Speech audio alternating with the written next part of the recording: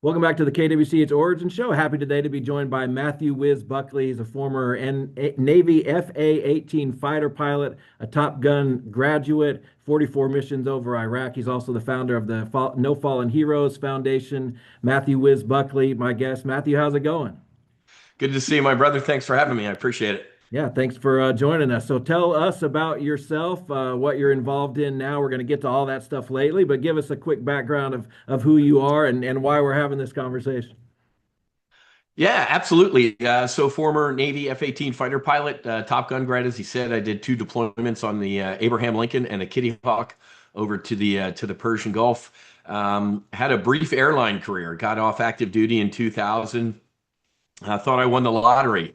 What do I mean by that? I got off active duty, got hired to fly fighters on the weekend in a Navy Reserve fighter squadron, and got hired by American Airlines.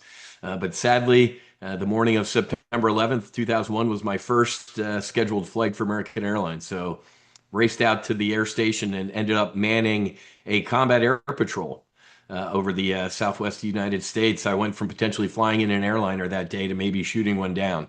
To potentially shooting down a squadron mate, since most of my buddies were flying in an airliner that day. So lost my airline job and decided to go to Wall Street. Ended up in Chicago helping to run a multi-billion-dollar equity options volatility arbitrage firm. But not a good place to be honest with you. Going from a fighter squadron where you trust the men and women of that organization with your life, or they're not a part of that team for long, to a Wall Street firm where I was just there was a singular focus on money, some drugs, some alcohol, just not a good environment. So kind of kind of lose myself a little bit, and I had some childhood trauma. I was sexually abused as a kid and lost my sister Monica when she was 19 years old to a drunk driver. So I had some pretty bad childhood trauma. And then flying fighters for 15 years, I lost 16 buddies flying fighters. And along the way, I've lost four F-18 brothers to suicide. So that was kind of my journey all the way up until 2020 when my last F-18 buddy killed himself. And I looked at my beautiful bride and I said, you know what? We need to do something about veteran suicide. I've been in my share of bad places in my life, having my dark nights of the soul, and the only reason I'm here is because of my bride's face and my kids' faces. But so about 6 years ago, I said, let's do something, and that's how I started No Fallen Heroes Foundation. Yeah, just amazing. I mean, when I guess you kind of answered the question, but when and kind of what allowed you to pursue helping yourself out as opposed to I assume you had to kind of figure out what your thing was, how to help yourself before you could go on to help others. So what was the impetus for getting Yeah. help yourself? Uh, like I said, dark nights of the soul, laying on the bathroom floor by myself, disconnected from my God, my bride, my kids, and my mission. Uh, so after we started the foundation, I just, I stood in my office with my wife in front of a whiteboard, and I said, well, how do you keep a veteran from killing themselves? Help them pay the rent, write a resume, buy him a brand new suit or something. So I was clueless. And around that time, a buddy of mine, a veteran, said, "Hey, man, there's a group of Navy SEAL veterans, and they go down to Mexico and they do psychedelic assisted therapy. And there's a really cool group going in a couple weeks. Would you want to go?" And I said, "Man, go to Mexico and do drugs with Navy SEALs? That sounds like a great weekend." Um, I had no idea what I was about to get into, and it saved and changed my life. It wasn't fun. It wasn't recreational. I've done some challenging things in my life. This was without a doubt one of the most challenging. So I don't know if the viewers and listeners have ever seen the movie or read the book Lone Survivor about Navy SEAL Marcus Luttrell. So I went to Mexico with Marcus Luttrell, one of the founders of Black Rifle Coffee. His name's Jared Taylor, JT, another Navy SEAL veteran who was a teammate of Marcus. And then Robert Gallery, who was an NFL veteran. This guy was an All-American at Iowa, played for the Raiders, who was suffering from horrific CT. Well, they don't know you have CTE until you Right. die and they open up your grape. But he's like, he knew he was dying. So short story long, I'd never met these guys. I flew into San Diego, and drove to Mexico, about an hour south. Why? Because if you do what we're going to talk about in San Diego, you're a felon. If you do it in our South, it'll save and change your life. So yeah, that's how that kind of fell into my life. A fellow veteran said, "Hey, there's a group of veterans that go down to Mexico and do psychedelics." So I got home from that trip, and I I don't use this term lightly. I was born again. I was a drinker. I don't know if you could be a good drinker. I was a drinker, man, and up to a full year after sitting with this compound called ibogaine one time, if I smelled alcohol, if I was near somebody drinking, it made me dry heave. It made me physically ill. So it destroyed addiction, alcohol in my life. I mean, now if my wife and I have some pasta or a steak, I can have a glass of wine or two. But Old Whiz was a glass of wine was the bottle or probably two. So this was the most transformational experience of my life, and it's funny because 2.5 weeks ago, I was sitting on my couch. I was up at Harvard Divinity School at a conference, which I was living outside of my body. I'm like, there's no way if you told me 5 years ago that I'd be at Harvard Divinity School talking about, religion and psychedelics, you'd have to pinch me. After I got back from Harvard, it was a long week. I'm sitting on my couch at 5 o'clock. I'm like, I'm turning off my cell phone. I'm turning off the laptop. I'm going to decompress. Phone rings, White House. I'm like, what type of spam caller got that? Right? I'm going to answer this. And I'm glad I did. And they said, hey, this is the White House calling. I'm like, yeah, okay. And they're like, it is. The president would like you to join us tomorrow. Are you in DC? I'm like, I'm in Florida. They're like, well, there's a signing ceremony tomorrow morning in the Oval Office and we'd love to have you. Can you make it? I'm like, I'll start walking. I'll jump in my car. I was, but thankfully there was a JetBlue flight. I got up there Friday night, and man, that next morning I'm walking up to one of the armored White House cases, and there's Marcus, and he's like, "Man, I didn't know you were coming. Now it's a party." And I gave him a hug, and I said, "Man, could you imagine 5 years ago, you and we're coming up, our 5 year anniversary is May 20th." I said, man, it's almost our 5 year anniversary. Could you imagine when we were lying on a mattress on the floor of a home in Mexico that if somebody had said, hey, 5 years from now, you two are going to be in the Oval Office with the president signing an executive order for this, I would have, there's no way I could have ever predicted that was going to happen. So, but that's been the power of this experience and rediscovering my faith in God as a result of all of this. Yeah, pretty amazing stuff, and congratulations on all that. You talked about the people that you've lost, and I've seen you talk about, well, you don't really get time to mourn them. You say you're going to mourn them later, but it's on to the next thing. Have you had that Correct. chance? Have you mourned the people you've lost, and what was that process like for you? Yeah. Well, I'll tell you what, Jeff.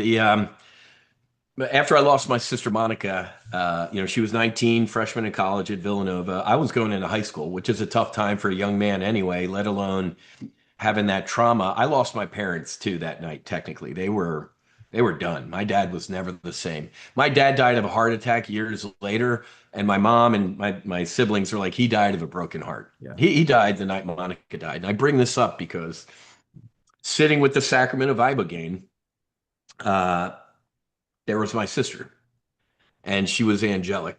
She was perfect. I couldn't, I didn't remember her being that beautiful. Just, and there was my father. Wow. Uh, and he was young, and he was smiling. I got to be honest with you, man. I can't remember the last time I'd seen him smile. And even if he did, you could always tell there was something. Um, and they were perfect, man. They were. I felt a peace I hadn't felt in 4 decades. Uh, I had some time with them, and they started to like dissolve or leave, and it was a horror. I Yeah. started crying out, "Don't leave me again! Please don't go." And see, I'm back in it right now. They came back, um, and they smiled even more. And then they did the same thing again. And as they left, I followed them, and they went into everything. They went into my daughter Keely. They went into the trees, the breeze. They never left. They're right here, man. And I was healed. It healed me. Um, so long answer to your short question, yeah, I've had the chance to mourn because they're not, they didn't leave. I've helped, man, I helped an Army Black Hawk pilot who sadly took out it was an ambush. He thought one of the cars racing from the area was full of bad guys, took out that car, and it was a family. And it was investigation are like, yeah, it was an accident. And clearly, he's like, it doesn't matter if it's an act. He's like, Wiz, I got home. I couldn't kind of reconnect with my wife or my kids because I had so much guilt. 19 years he carried this. We took him on a retreat and I held space for him and I could tell he was in it, man. He was going, I was like, oh, I'm praying to God, like, please be helping him. That next day, he looked like, first of all, he looked like a different guy than the day before, lighter, brighter.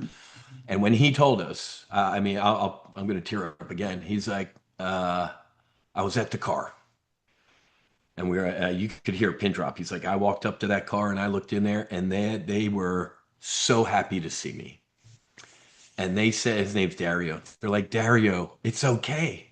We're okay. You're like, we forgive you, like, and he's like, I can't wait to go home and hug my wife and my kid for the first time in 19 years. I'm going to be able to hug them. So these compounds have the ability to help heal that type of trauma. It's just it's so incredible to see this stuff. To hear a guy like that, a hard chiseled Black Hawk pilot who combat and I made a mistake or you can't put a price tag on that, a dollar. You can't put anything on that other than uh, the world's a better place. I try and go on every retreat, but we have a lot of folks going to different places, and if I don't make it, or this thing is a lifesaver. This phone, because I'll get a text, Wiz, I don't want to kill myself anymore, or Matthew, thank you for giving me my husband back or my dad back, type of thing. So it's just I can't even put into words how incredible this experience has been. Let me be clear though, this is not for everybody. Uh, there are so many different healing modalities, right? Yoga, breath work, meditation, walking on the beach, climbing a mountain in Tibet or something. But I like to say, or I don't like to say, but I'll say that radical trauma might need radical healing, Yeah. and these compounds could be considered, radical healing. Does ibogaine does it help you more closely remember good days, or does it kind of just eliminate current trauma? How would you describe that? So it's not going to eliminate anything. It allows you to look at it different. It'll reframe it. Like I remember on the Ibogaine, it's like I remember look, it was the brightest five, what is it, 5K, 4K, whatever the highest HD is. I remember sitting there and it's like I was sitting in a movie theater next to God. And God's like, hey, do you remember this? So I would see trauma, me, but I wasn't in me. And I could see it differently. So it allows me to process things completely different. So it doesn't scrub it. It allows, for example, I brought up I was sexually abused. Before this experience, I'd be a liar if I didn't tell you I had some pretty bad, wished some bad things on that person, or maybe even wanted to do something about that. Uh, Now I have nothing but love and empathy and compassion for that person. It completely reframed. Now I did because I remember on the Ibogaine when I experienced, but I use the word God. You can call it whatever you want. Call it Steve. I don't care. There's this. It was the brightest, whitest light, brighter than the sun, but I could look at it, and it just emanated love and compassion. I've never been in front of something that was just so. It felt like home. But obviously, intuitively, I knew I'm like, oh man, I'm pretty sure that's God. And I was ashamed. I was embarrassed. I'm like, I'm a drunk. I'm a horrible father, a husband, and human being. I couldn't even. And I'm like, I am so. I've never begged for forgiveness harder in my life. Like, oh my God, I'm ashamed. And I mean, it didn't have arms. It was just this. It's just with a wave of whatever it was. All of that was gone. Like it's just like it was gone. and it was like 100-pound backpack just dropped, and I'll never forget this. And there was no mouth or word. It was a message. It said, Matthew, I don't make imperfect things. You know, I got those things. They're mine now. Now get up and let me show you what you can do. And I've never looked back. So long answer to your short question, it'll help you look at that any trauma or stuff or people differently than you have been. Here's my acronym: EGO. What does EGO stand for? Edge, God, out. These compounds have the ability to give your ego a break for a little bit, man. And once those walls that I was 52 at the time when I did this.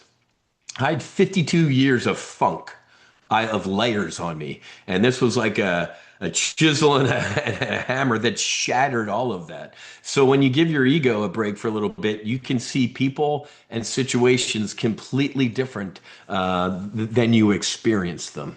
So obviously I have no experience with ibogaine, but if you told me you take this, my mom passed about 13 years ago, you can see your mom again, I would have trouble taking that responsibly. I'd be like, well, she went away and not let me have another one. How do you take it hmm responsibly? Like I said, this is one of the most challenging things that I've done. I didn't move for 14 hours, man. It's a waking dream, right? You have eye shades on, but eye shades down, you're in it. 5K, 4K, eye shades up.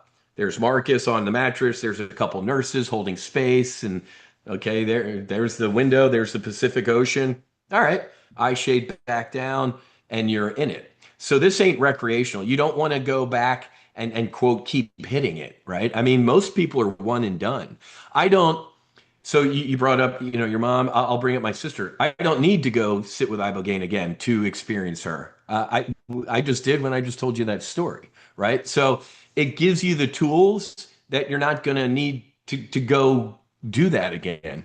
The only, Rob O'Neill was in the Oval Office with me. He's the guy who, if you believe him or not, or whoever shot Bin Laden, Navy SEAL. He actually has done Ibogaine 3 times. I think it took him like 3 years or so because he needed to break his alcohol addiction. That's the only person I've ever heard of that has gone and done ibogaine, more than once or twice.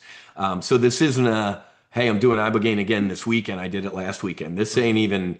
I'd say anecdotally. I mean, I could probably pull the numbers really, but I'd say 98% of the veterans, first responders, and family members we helped never sit with any sort of psychedelic again. I the 2% who don't, I'm probably in the of that 2%, I'm in the 1%. So when I go on these retreats and hold space for this healing and make a safe container with other folks, I take on a lot of that.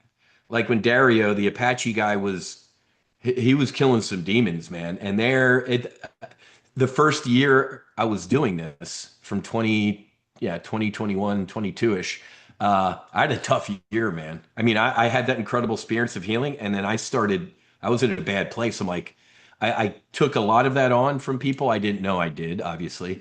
And I thought I was failing. So I actually went down to Costa Rica and I sat with, it's called Iboga. So Ibogaine, Iboga is the actual root bark. It's from Gabon, Africa. It's like, sawdust. Go into a carpenter's, workshop and grab a hand of sawdust. That's like Iboga.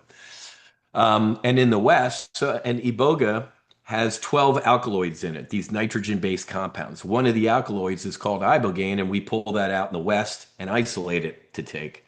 So when I went to Costa Rica out in the forest and with a medicine folks, and I sat with the actual root bark, I'll never forget this, man.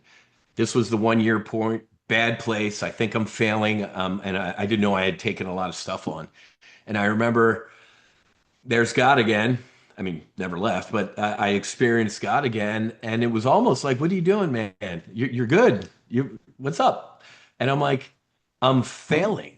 I'm trying to help all these people heal and these veterans, and I'm just, I'm failing you." And I'll never forget. He said, "Matthew, you can't heal anybody. That's my job." He said, Keep doing what you're doing. Carry them, drag them, push them to the door. They have to want to heal. And if they do, I got them. And man, it was another 100-pound backpack that fell right off me. I'm like, wow, thank you. That's why I'm back, God. I needed that. And he's like, all right, go on your way, type of thing. So rare, maybe if that. I don't think I was doing like an annual knock the rust off type of thing, but I don't even. My one medicine lady told me, she's like, Whiz, you are the medicine. So the more of this work that I do, the less of it I even need. Like now I can just take a little microdose and tune in and be there to help people. So long answer, short question. No, man, you do not. But so Marcus and I got back from Mexico, and his brother Morgan Luttrell, they're twins, both Navy SEALs, combat vets. Morgan's like, man, what'd you do? Who are you? You look like a new man. He's like, well, I did this. So Morgan went down to the same place. And his saying, he's like, I got hit by a bus driven by God. And then he healed, and then he ran for Congress, and now he's Congressman Luttrell, and he's our biggest proponent. He was in the Oval Office with us, obviously, with President Trump. It's interesting, man, because the first psychedelic revolution was who?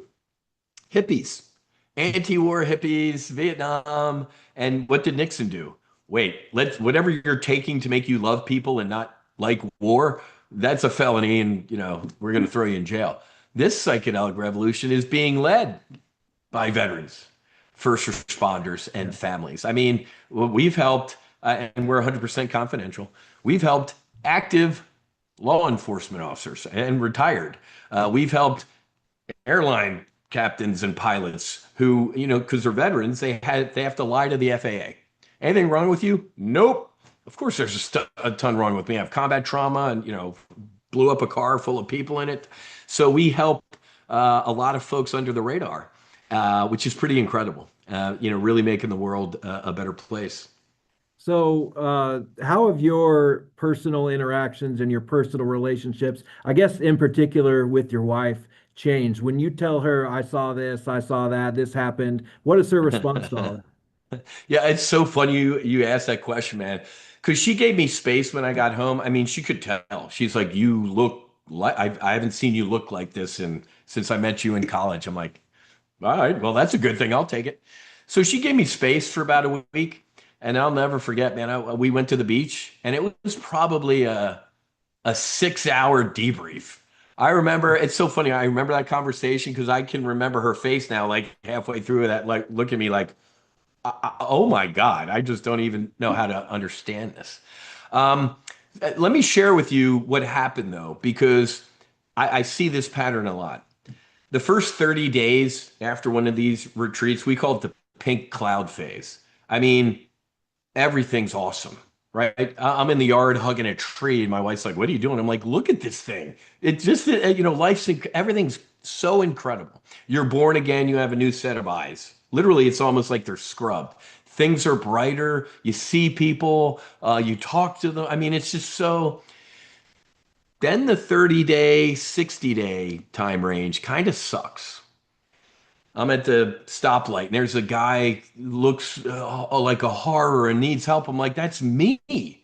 Like I have to help that guy. Breaking news, there's war, there's a mass shooting. I'm like, oh my. So there's a little low. And also in the first 30 days, I'm looking at my wife like, get up, let's go. Everything's great. Life's great. Well, the time I wasn't a good husband or a good father or a good human being, she was carrying a lot of whiz induced trauma. And she's looking at me like, well, yay for you. I'm like, life's great. God forgave me. So not only was I having problems kind of with her, I was having problems with life. But this is why integration is so important. We don't let you integrate alone. We do calls, and you have to 5%'s the medicine, 95% is what you do with it when you get home. But the 60 to 90-day point, I found my cruise altitude. And that's around the time my bride said, you know what? I probably should go sit with this. So she went to the same place I did, but she didn't sit with ibogaine. Ibogaine is it's an ass kicking. So She went and sat with psilocybin, still an incredibly powerful healing compound. And she got home. We've never been a better couple, parents or human beings. So there are definitely challenges. You got to be prepared. If you go home to the same people and things that made you sick or activities, you're going to be in a dogfight. You're going to have a clean piece of paper. The ibogaine is going to scrub, and it's going to say, here, what you do with it is you're the pilot in command of your aircraft, nobody else. So we definitely, I call it a flight manual. I have like a 50-page flight manual I give to people to read about my experience and journal and yoga, and we'll help you afterwards, because it would be malpractice to have somebody go through an experience like this and be like, all right, bye. It would be extremely challenging. So there are challenges with this, but we've helped a couple hundred heal to date. Knock on wood, we haven't had a single, no suicides, obviously, but no huge issues. Anybody who's had kind of a dogfight like I did powered through it. And mainly because of the community and other folks who have gone through it. You're not alone after this type of experience. Fantastic. So I've seen you say your parents really instilled the possibilities of living the American dream, and you obviously in the military helped preserve that for a lot of people. Are you living that now? Do you feel like you're in the American dream? Man, Jeffrey, I got to tell you, yeah, I lived it. The highs and the lows. I got to be honest with you, man. I'm as thankful, or probably even more thankful, for the lows, to be honest with you. One of my brothers who did some incredible healing, a lot of trauma, military trauma. He looked at me afterwards. He said, "Whiz, I'm grateful for my suffering." I'm like, "What?" He's like, "It brought me to who I am today." I'm like, wow. So I stole that from him. So I can tell you, my brother, I am grateful for my, don't want to do it again. It sucked when I was in it. But I'm grateful for all of it, because it brought me here today. I like to remind folks, you survived every one of your worst days. So I've survived every one of my worst days, and the one that I don't survive will probably be the most incredible day of my existence. When I go back to get to experience forever what I actually had a brief moment getting. So, long answer to your short question, yeah, I'm living the American dream, and I was a poor kid from South Jersey, man, South Philadelphia. There's no way I could have ever thought I got here, even with all that trauma. So, yep, absolutely, I believe in this country and my fellow Americans, 100%. So obviously, as we've talked about, you were present for the signing of that executive order to go into research on psychedelic drugs, potential FDA approval. So what are the next steps in that process, and what are the next steps potentially for your involvement? Well, I'm going to shock you a little bit here, man, because I'm a little concerned. And here's why I'm concerned. We jumped in the psychedelic deep end. Ibogaine is the global thermonuclear weapon of psychedelics. I was on an EK. You have to do a heart screening. You're on an EKG. There's nurses there. They run an IV. I mean, it's half clinical and kind of half spiritual. It's a very serious endeavor. Here's why I'm a little concerned.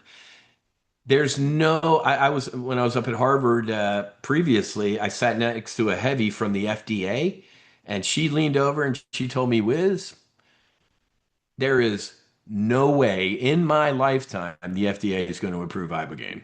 It's just, there's no way with everything that it currently is. I'm like, I mean, it takes 10 months to get an appointment at the VA. Could you imagine if the VA ever like, hey, we're doing Ibogaine? I mean, so I'm a little bummed. I'm happy, but I'm a little bummed that the president doesn't know. It was so cool being there, man. I got to tell you, because he clearly didn't read it before. He was reading it as he went, and he got more excited as he read stuff. He's like, Ibogaine, am I saying that right? Ibogaine, okay. It healed. Wait a minute. It healed 85% of these Navy SEALs in a Stanford study. Whoa, can I get some? The whole Oval Office, we all started laughing. We're like, yeah, you should take some. And he looked at, I don't know if it was Dr. Oz or the FDA commissioner or RFK behind him. He's like, what's the success rate of SSRIs? And they're like, single digits, Mr. President. He's like, This is eight. Why aren't we doing? It was so cool to see him ramp up during the reading of his own executive order. He's like, why aren't we doing this type of thing? But we flew past other powerful compounds. Psilocybin, extremely powerful for veterans in healing, 4 to 6 hours. 5-MeO DMT. So we shot for the moon and we got there. So I'm a little worried that I have my concerns. Here's what I met with Secretary Collins this time last year, last May. Vouchers. I'm like, man, can't we attack in parallel? The clinic, I'm not going to name it. The clinic I went to, $3,500 in 2021. It's a lot of money. It's a lot of money today. That same clinic, 15 grand. It's on Joe Rogan, executive order. Again, no names. There's a lot of ibogaine clinics in Mexico. They're for profit, man. They're price gouging. When Joe Rogan and the New York Times and Fox News and the president and everybody's talking about ibogaine, the Wolf of Wall Street guy went to a clinic in Mexico, 20, 30 grand or something like that. You're pricing my foundation out. For 15 grand for a veteran, I can do 2 psilocybin retreats and heal 15, 20 heroes. I hate talking like that, but I have to talk like this. I run a nonprofit that's low on funds. So I've reached out to a couple of these clinics and they're like, oh yeah, maybe we'll give you the 50% discount. I'm like, 50% discount to $7,500? Are you insane? It was a lot. $3,500 was a lot of money. So you asked about, what's it look like? We need vouchers. I told Secretary Collins, I'm like, man, if a veteran comes out of pocket, first of all, he's saving you and the taxpayers hundreds of thousands of dollars if they heal. Marcus Luttrell was on 15 medications a day, 5 for breakfast, lunch, and dinner. He hasn't taken a single medication since this time 5 years ago. So I said, Mr. Secretary, get a receipt. Like, Whiz, if you go to Mexico and do this, send me a receipt. I'm going to cut you a check. Can't we attack in parallel? Can't we do the research and reimburse veterans for doing this right now? Because I'm very concerned about that. The president, to his credit, it was the director of the NIH, Bhattacharya, I think his name is. The president pushed back on him a little bit because he was next to the ladies in the 2 lab coats. And they're like, well, research. They kept saying the word research, and Trump kind of looked at him like, hey, he looked over his left shoulder at Marcus and Morgan and the Navy SEALs. Hey, fellas, did this work? Yeah, it saved my life. What are you talking about research? Like, they said it worked. Let's go. Yeah. I was shocked because, again, the lab coats and the beakers and the booger eaters want to research this stuff together. These compounds have been used for millennia around the world.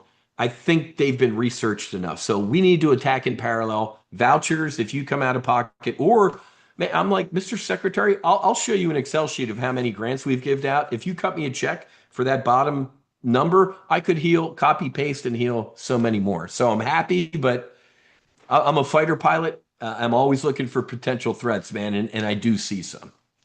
So just real quick, how grateful are you, like you said, that this is being led by veterans, that it seems to be a bipartisan issue, and that there's a lot of support behind it?